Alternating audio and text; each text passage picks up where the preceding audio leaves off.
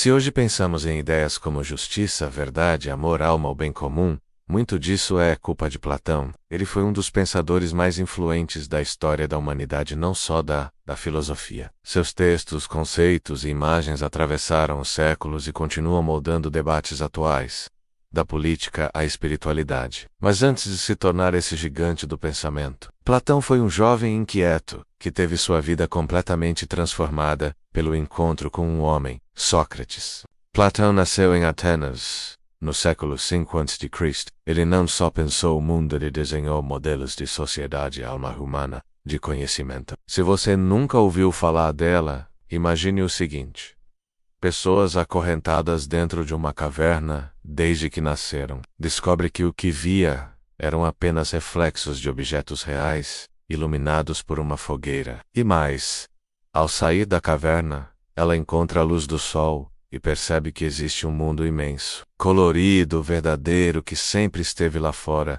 Ele acreditava que temos uma alma imortal, que existia antes de nascer e continuará existindo depois da morte. E a função da filosofia seria justamente ajudar a alma a se libertar dos enganos do mundo sensível. Seus textos não falam apenas sobre política ou lógica.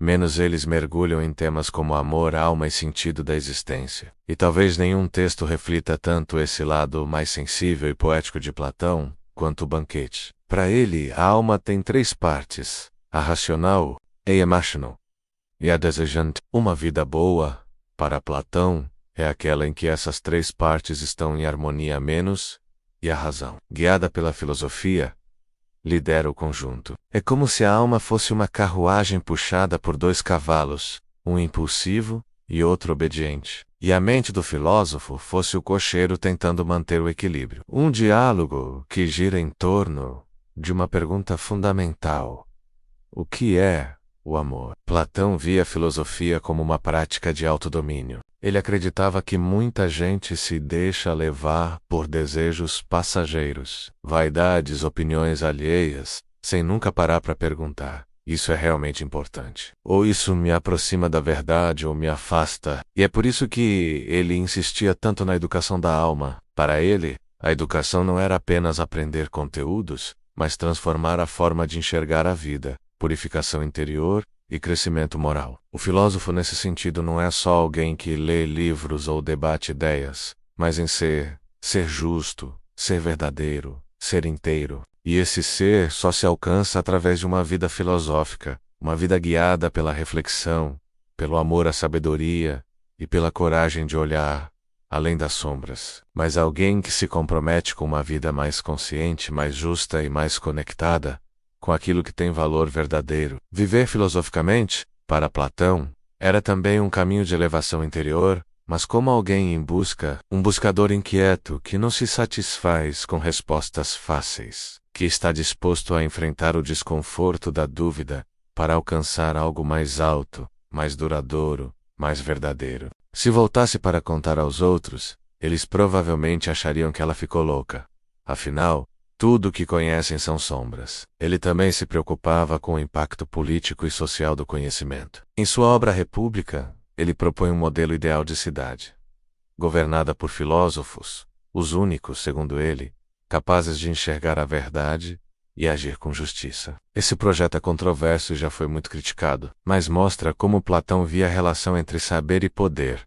Uma sociedade justa só pode existir se for construída sobre a verdade, e não sobre ilusões. Elas não conseguem virar a cabeça e só enxergam sombras projetadas na parede à sua frente. Essas sombras são tudo o que conhecem. O pensamento platônico continua vivo em várias áreas, da arte à ciência, da política à psicologia. A pergunta que Platão nos deixou é simples e profunda: você está vendo sombras ou a realidade? Para ele, o mundo sensível menos aquele que percebemos com os sentidos. O mundo do dia a dia menos é apenas uma cópia imperfeita de uma realidade maior. O mundo das ideias. Até que Sócrates menos, como sempre, entra em cena. Ele diz que aprendeu com uma mulher chamada Diotima que o amor não é simplesmente desejo carnal ou afeto romântico. O amor, segundo ela, é um impulso profundo que nos leva a buscar algo além de nós mesmos. Primeiro o belo em corpos, depois o belo nas almas, depois o belo nas ideias, até chegar ao belo em si, eterno e imutável. Amar, portanto, é um caminho de elevação. É através do amor que nos aproximamos do divino, da verdade, da essência das coisas. Nesse outro plano estão as essências puras das coisas. A justiça com J maiúsculo, a beleza verdadeira, o amor em sua forma plena. Nós, aqui fora, vemos apenas reflexos distorcidos disso tudo. Mas, com esforço e reflexão, podemos sair da caverna e alcançar a verdade. Para elas, essa é a realidade. E mesmo que nem todos concordem com suas ideias, quase ninguém escapa da sua influência. Platão é aquele tipo de pensador que, mesmo quando discordamos, nos obriga a pensar melhor. Numa família aristocrática, geralmente tendo Sócrates como protagonista, discutindo temas como amor, política, conhecimento e alma, mas não se engane. Embora ele use a voz de Sócrates em muitos desses textos, as ideias ali vão muito além do mestre. Platão desenvolveu uma filosofia própria. Platão acreditava que a alma humana já conhece essas ideias, mas esqueceu delas ao nascer. Por isso, o conhecimento verdadeiro não seria uma questão de aprender algo novo, mas de recordar.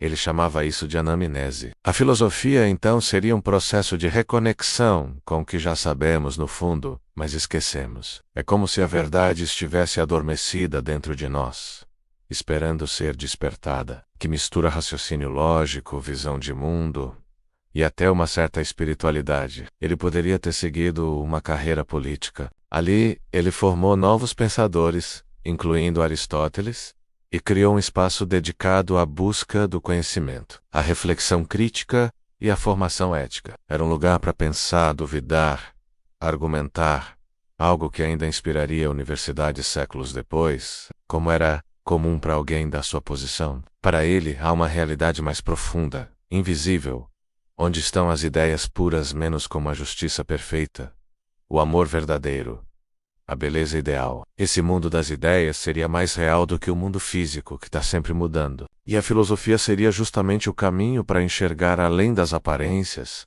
além da ilusão, e tocar o que é eterno e verdadeiro. Mas quando conheceu Sócrates, ainda jovem, sua trajetória mudou. Encantou-se pela forma como Sócrates fazia filosofia, através do diálogo, do questionamento, da busca por um sentido mais profundo das coisas. Quando Sócrates foi condenado à morte, Platão ficou tão impactado que decidiu dedicar sua vida à filosofia. Em vez de entrar para a política, decidiu entender e ensinar como as coisas deveriam ser. Ao contrário de Sócrates, Platão deixou muitos textos escritos. São principalmente diálogos menos conversas entre personagens. Uma das maiores contribuições de Platão foi a criação da Academia, uma escola de filosofia nos arredores de Atenas, considerada a primeira universidade do mundo ocidental. Platão acreditava que o mundo que vemos e tocamos não é o único que existe. Mais do que um filósofo, Platão foi um arquitetônico de ideias. Uma das imagens mais poderosas da filosofia ocidental nasceu da mente de Platão, a famosa alegoria da caverna. Agora imagine que uma dessas pessoas se liberta. Sai da caverna. Aos poucos, essa metáfora resume como Platão via a nossa relação com o conhecimento. E como fazemos isso? Esse pensamento está fortemente ligado à visão espiritual de Platão. Mas Platão não era apenas um sonhador metafísico. Hoje, mesmo que você não acredite literalmente no mundo das ideias, se Sócrates era o mestre da dúvida, Platão foi o mestre da profundidade. No banquete, vários personagens dão suas opiniões sobre o amor. Esse pensamento está ligado a uma das ideias centrais de Platão, a de que a alma humana está dividida. Essa visão da alma nos convida a olhar para dentro. Platão também tinha uma visão bastante crítica do mundo sensível e das aparências. Talvez por isso, Platão tenha sido tão apaixonado pela figura do filósofo, não como alguém superior. No fundo, Platão acreditava que a felicidade humana não está em ter ou parecer,